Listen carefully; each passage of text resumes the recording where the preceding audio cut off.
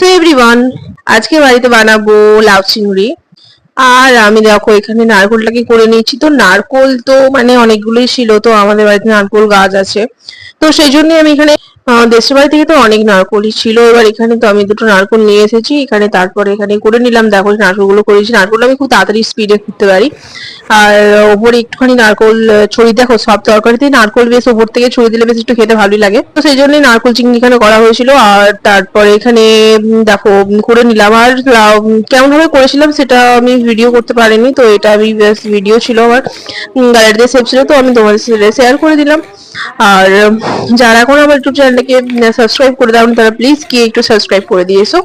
ফেসবুকে তো লিংক অবশ্যই দেওয়া আছে, তো ফেসবুকে গিয়ে অবশ্যই তোমরা ফলো করে দিও। কেমন লাগলো ভিডিওটা অবশ্যই কমেন্টস করে জানিও। ভালো লাগলে তোমরা লাইক কমেন্ট শেয়ার করে দিও ভিডিওটা।